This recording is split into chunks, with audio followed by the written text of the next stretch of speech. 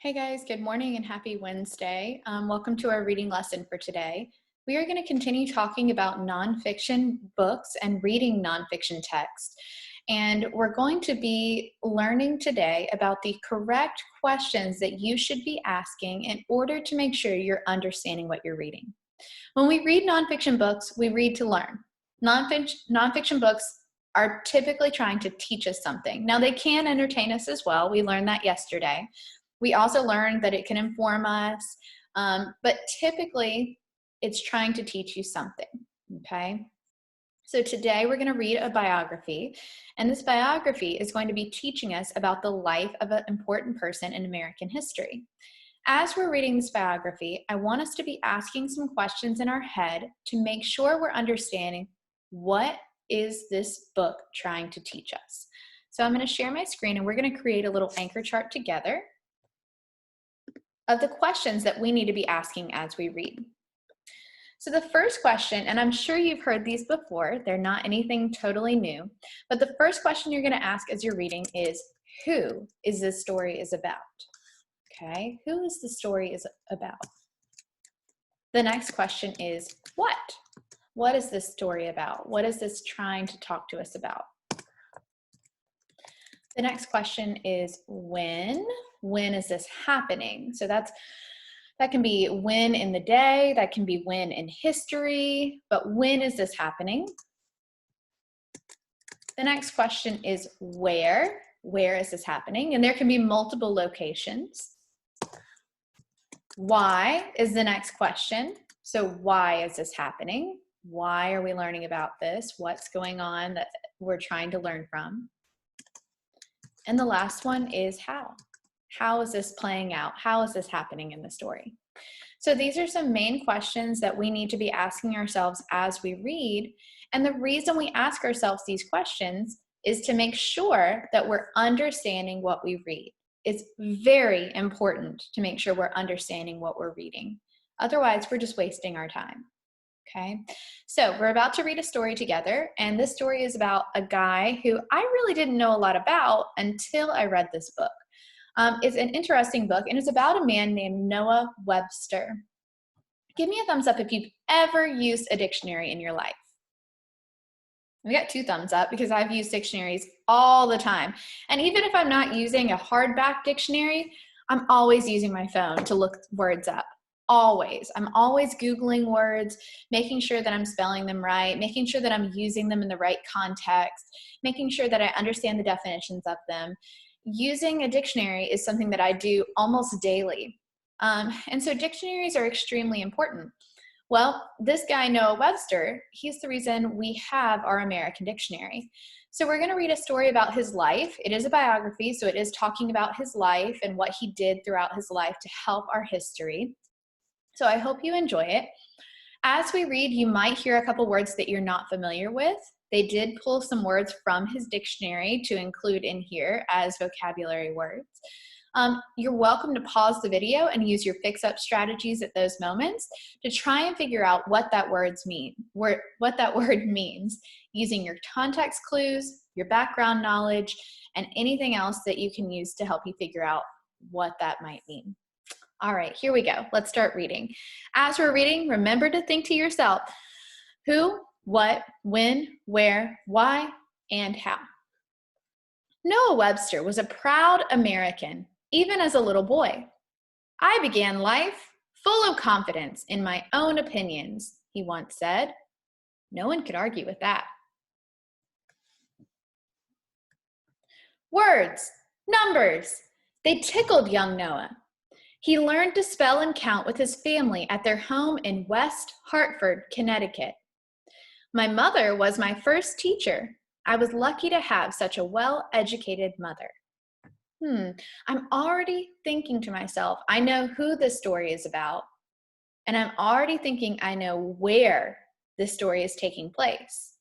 We learn on this page that it's taking place in West Hartford, Connecticut, which is a state in America.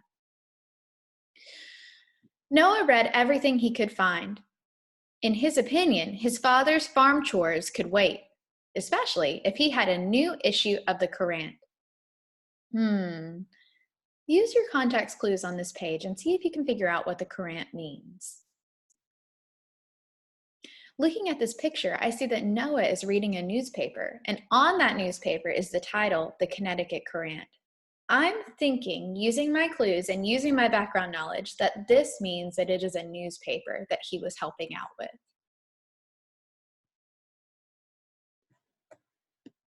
School was a different story.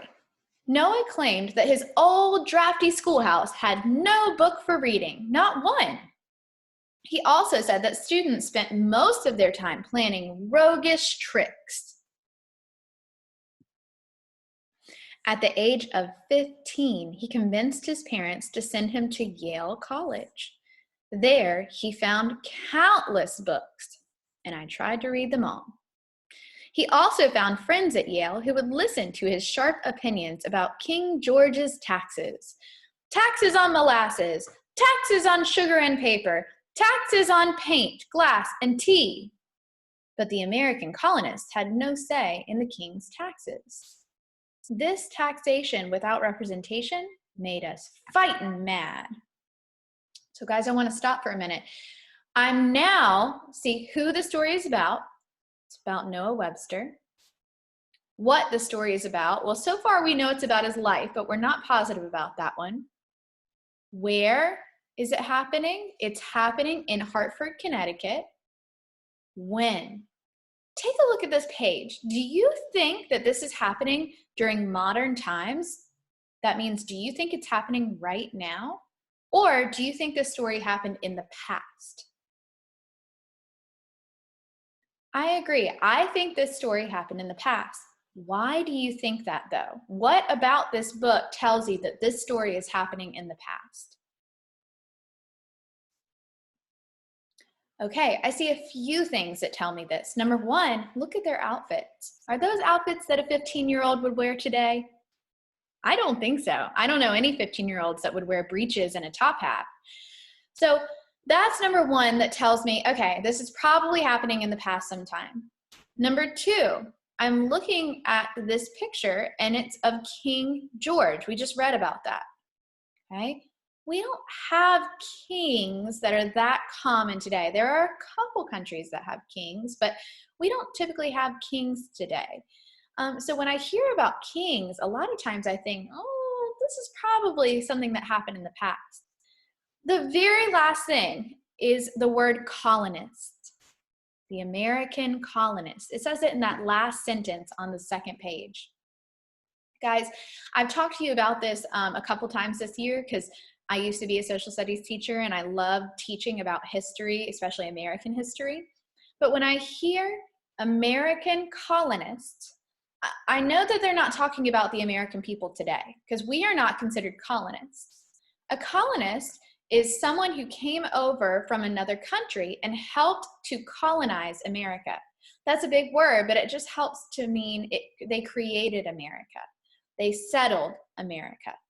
So these people that are talking and that are in this picture and that are Noah and his friends, they're American colonists. They're people that are settling America. So that means that this book is happening when America is first being started. Let's keep reading. Words flew, then bullets. The American Revolutionary War exploded in Massachusetts in 1775. Colonists fought to create an independent country, separate from Great Britain. Noah did not fire a single shot. Instead, he fought with his pen.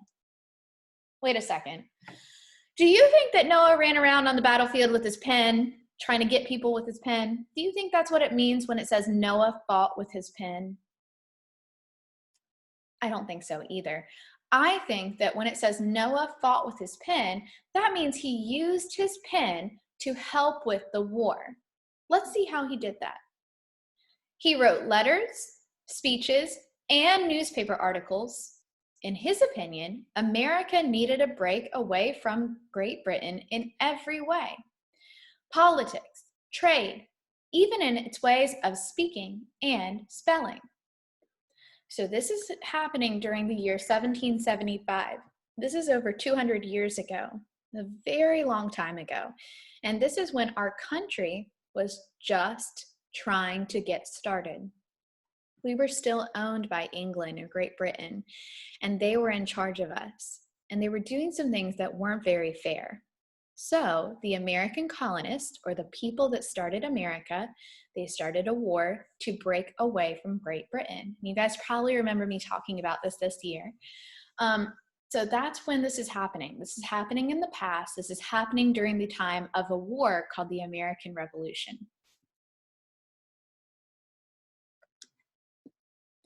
And he knew just where to start. With students. Not much had changed in American schoolhouses since Noah was a boy. Students did not learn American geography. They did not learn American history. They did not read American stories by American authors, if they had any books at all. And not one school used an American dictionary with American words, like skunk. No, American students had to use British books, old ones too. So Noah did not think this is fair. And for the word skunk, in case you didn't know the history behind that, when settlers came over from other countries and settled in America, they didn't know what skunks were. And we had a lot of skunks then. And so there were a lot of funny situations, I'm sure you can imagine, probably stinky situations, where people approached skunks and didn't know what they were and had a not so great result of that. So skunk is an American word because it is an animal that is native to our country. Reading American books could help unshackle America's young minds from Britain's haughty grip, Noah argued. Noah also wanted to help students learn to read, and reading, he believed, began with spelling. Noah published a Grammatical Institute of the English Language in 1783, the same year that the Revolutionary War ended. In his blue-backed speller, Noah grouped words that sounded alike. He broke words into syllables and used accent marks to show how Americans really said the words. Noah also dropped the silent letters from some British words to make them easier to spell and more American. Color, C-O-L-O-R, instead of color, C-O-L-O-U-R. Music, M-U-S-I-C, instead of music, M-U-S-I-C-K. Traveler, T-R-A-V-E-L-E-R,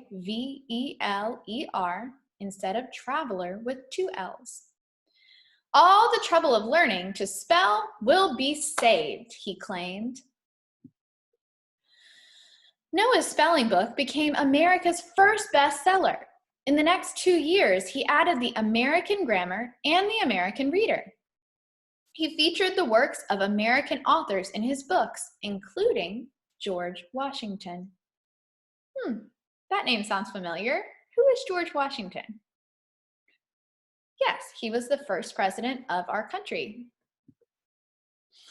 After he finished his first set of books, Noah looked for more ways to separate American English from British English.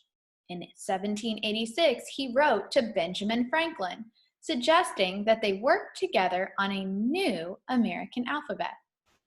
Franklin had already invented 6 new letters. He kindly shared them with Noah.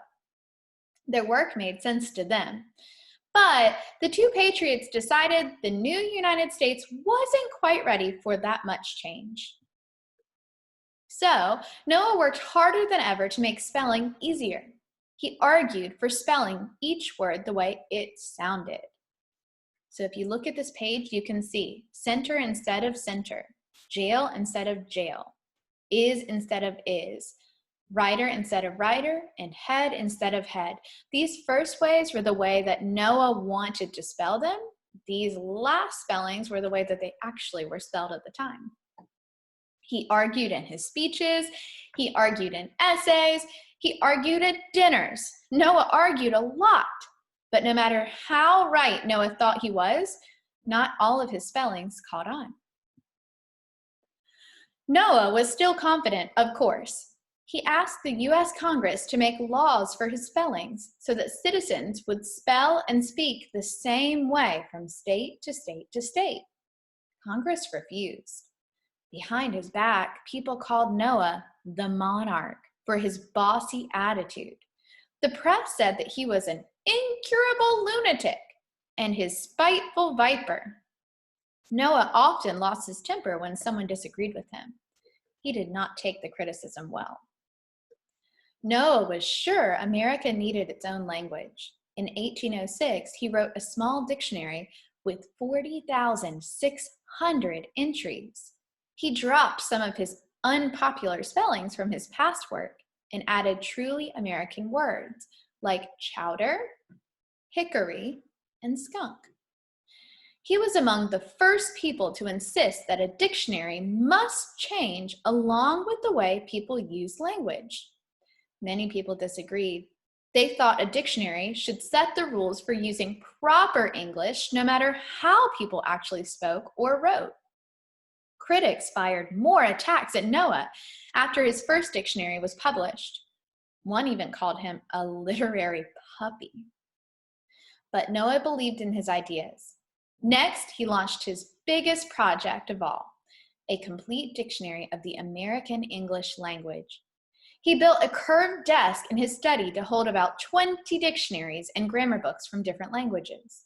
He could turn from book to book to book as he traced each word's history. With 7 busy children in his home, Noah also packed his workroom walls with sand to block out noise while he worked.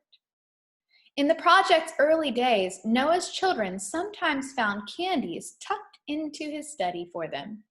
By the time an American Dictionary of the English Language was published in 1828, Noah had begun hiding treats there for his grandchildren. That's how long it took for him to write the first dictionary. Not one, not another author, scholar, or even a king or a queen has ever successfully changed the spellings of as many English words as Noah Webster did for the new nation. Noah's dictionary was the first in a long line of American English dictionaries. Today, a dictionary named after him is still published in America, with new words in every edition. So this book is a nonfiction book, and I love that it has an author's note and an illustrator's note, but then it also has a timeline showing the chronological order of Noah's life.